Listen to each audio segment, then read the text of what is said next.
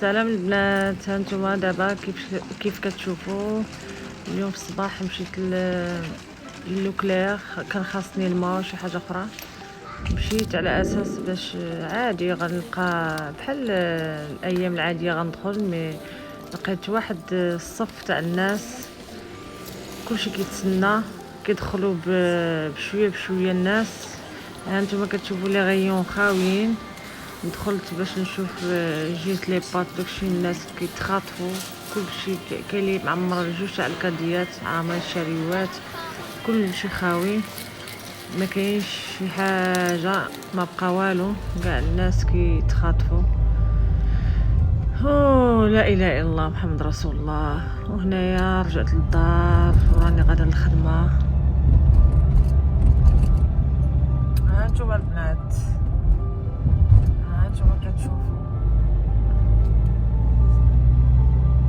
الدنيا خاويه، راه سادين محلات تاع الشراء والبيع والشراء ولي ريستورون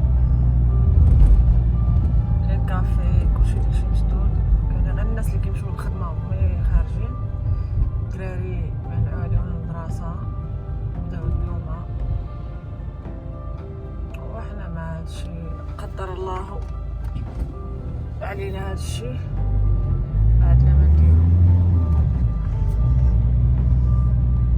ولكن خاصنا نديرو كاع الاحتياطات ديالنا، نحاولوا باش ما نوصلوش للكارثه اللي وصلت لها الصين. انا كنهضر الاخوان اللي في المغرب، ما حد مازال الحمد لله، مازال الحمد لله ما كاينش شي حالات كثيره. كنتمنى من ربي سبحانه وتعالى يهدن لينا هاد لا كاتاستروف اللي ولينا فيها، وخاص الناس يوعاو بهادشي اللي واقع في المغرب باش يديروا الاحتياطات ديالهم، ماشي يقولوا هادشي لا راه ما كاينش، لا ماشي بصح، غتخربيقه ولا شي حاجه، هادشي راه كاين وهادشي راه ولا كيخلع، باش ما نوصلوش للحالات الله يستر تاع الموت والحالات تاع المرض الله يستر الخايب. فكروا، ماشي نقولوا حنا باقيين صغار كيشد غير الناس الكبار، فكروا بان حنا عندنا جدودنا وعندنا والدينا ناس كبار اللي نقدروا نعاديوهم. يقدر واحد باقي صغير فيه وغيمشي عند جداه ولا يمشي يدخل عند والديه يعاديهم، شنو هو المصير ديالهم، شنو هو الدرب ديالهم؟ حاولوا عافاكم ديروا الاحتياطات ديالكم، وما تخليوش هادشي ينتشر بزاف بزاف بزاف، باش ما نوليوش في كارثه عظمى عاود. والله يلطف بينا يا ربي، الله يلطف. الدراري دابا ولاو كيقراو باغ انترنيت، ولاو كيعطيوهم هنا في فرنسا يخدموا في الدار. Oh, and can you draw? No, I can't. I'm terrible at drawing, but I can try if you're interested. شتي فين وصلنا؟ كون حدينا راسنا حنا في فرنسا. خاص الواحد صراحه يشدو كل واحد يكز دارو باش هادشي ينقص ويمشي، سينو لا بقينا حنا خارجين كنحتكوا بالناس ونحتكوا بالتواصل النقل، زعما تواصل النقل اللي كيركب الطوبيسات وهذا يحاول يدير الليقات، يحاول يدير واحد الكمامه على فمو، ولا لا عنده لا اوبليجي خاصو يمشي يخدم، هادشي اللي خاصو يدير. ايوا والحمد لله. هانتوما البنات، هنا نورمالمون تيكون عامر هنايا بالطوموبيلات واقفين ستاسيوني هنايا. ملي كنكون جايه الخدمه ما كنلقاش فين البلاصه، كنمشي للبلاصه لهيه هذيك البلاصه بهذيك البلاصه لهيه هذيك الباركينغ. شوفوا هنا كله خاوي، الناس ما كاين اللي ما جاش الخدمه. بالنسبه للامهات اللي عندهم الدراري وكيديرون في لانو كيعطيوهم لانو تشد لهم ولادهم، ولا عندهم لا كريش ولا ليكول ولا لا غاردوري ولا كيشدوا لهم ولادهم. ايبا كلهم تقريبا دابا الناس هادو اللي ما عندوش شكون يشد ولادهم اللي ما جايينش ولا خايفين، هنا كله كيكون عامر، ما كنلقاوش البلاصه بين ستاسيوني والو. هانتوما خاويه الدنيا، كاينين البلايص راهي هذيك تاع لاميري ساده.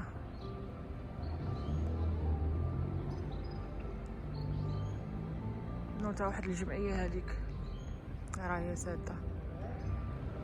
هانتوما الدنيا خاويه، الدنيا خاويه ما كاين حد.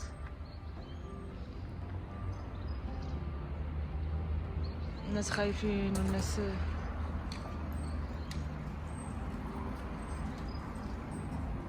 بغيت السر وصار شنو نقول لكم. ودايرين هنا بالنسبه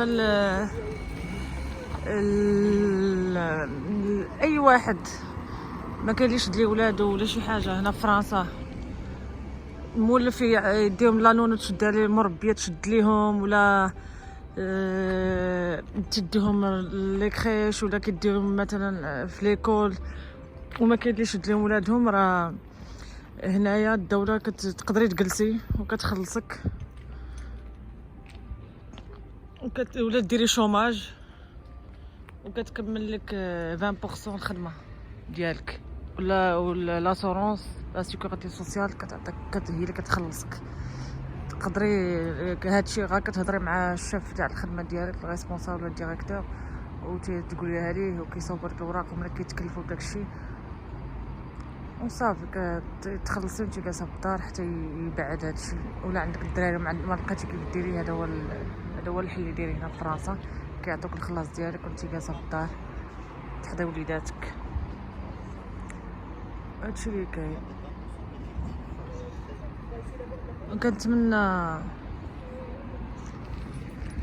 كنتمنى الناس يديروا الاحتياطات ديالهم. الناس اللي اوبليجي خاصهم يمشيو خدمه ما عندهم ما يديروا، غيمشيو حتى نشوفوا واش غيديروا معانا وصافي. هادشي اللي كاين. Le jour d'après, quand nous aurons gagné, ce ne sera pas un retour au jour d'avant. Nous serons plus forts moralement. Nous aurons appris. Et je saurai aussi avec vous en tirer toutes les conséquences. Toutes les conséquences. Le gouvernement doit préciser dans la soirée les modalités concrètes de ces annonces. Docteur Benamaskra, une question. Alors effectivement, on commence à avoir de plus en plus conscience finalement de ce que ça implique sur le plan physiologique, les dégâts que ça peut faire, hein, cette maladie, ce coronavirus. Il y a des cas graves, il y a des personnes qui sont en réanimation, alors qu'il y en a d'autres qui sont asymptomatiques, et puis d'autres qui ont un simple rhume ou une toux. Mais il y a aussi un aspect plutôt psychologique, j'allais dire, les conséquences de ce confinement total. Déjà le confinement partiel, puis confinement total. Aujourd'hui, on imagine que ça a un impact forcément chez les gens qui seront privés de leur café habituel, leur resto, les cinémas, les activités sportives, culturelles. Ça implique quoi?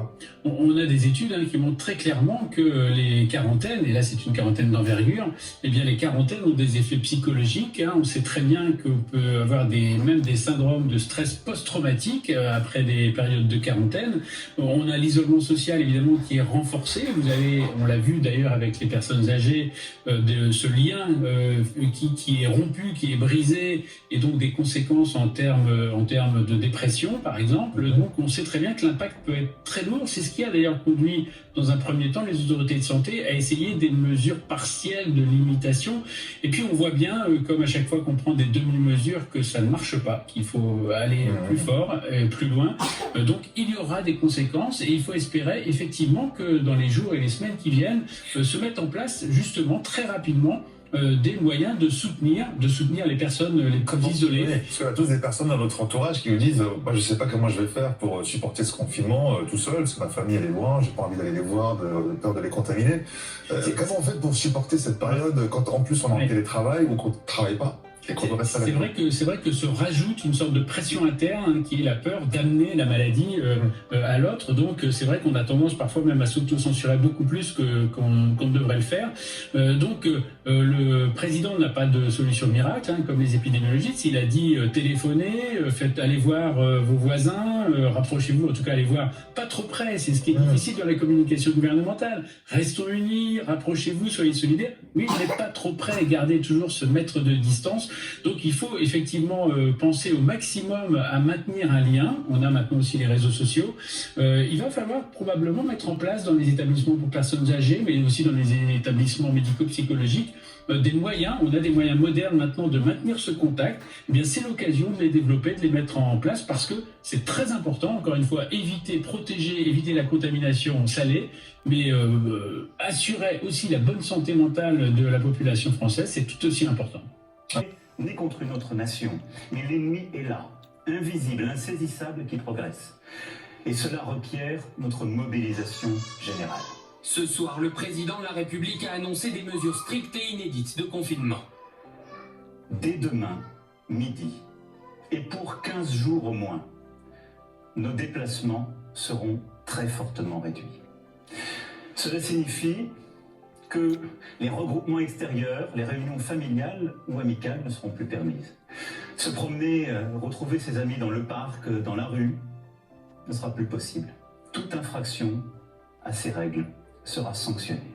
Des mesures auxquelles s'ajoute un tour de vis européen sur les frontières. Dès demain midi, les frontières à l'entrée de l'Union européenne et de l'espace Schengen seront fermées. Et après plusieurs heures de polémique autour des municipales, le chef de l'État confirme. J'ai décidé que le second tour des élections municipales serait reporté. Côté entreprise, il annonce des reports de charges, des exonérations de factures et un fonds de garantie de 300 milliards. Quelle que soit aucune entreprise, quelle que soit sa taille, ne sera livré au risque de faillite. Aucune Française, aucun Français ne sera laissé sans ressources. Emmanuel Macron se projette dans l'avenir et promet de tirer les leçons de cette crise sans précédent. Le jour d'après, quand nous aurons gagné, ce ne sera pas un retour au jour d'avant. Nous serons plus forts moralement, nous aurons appris. Et je saurai aussi avec vous en tirer toutes les conséquences. Toutes les conséquences. فوالا البنات، كنتمنى تكونوا بخير على خير وربي يحفظكم ان شاء الله، وتنقول لكم بسلامه، وتنتمنى تكونوا استفدتوا معايا في هذا الفيديو. والله يحفظنا ويحفظكم ويحفظ لكم وليداتكم يا ربي اجمعين، وما تنساوش ديروا الاحتياطات ديالكم وما تخرجوش وبقاو في ديوركم، لان هادشي ولا كيخلع. والله يحفظنا ويحفظكم. بسلام عليكم، حتى الفيديو القادم ان شاء الله.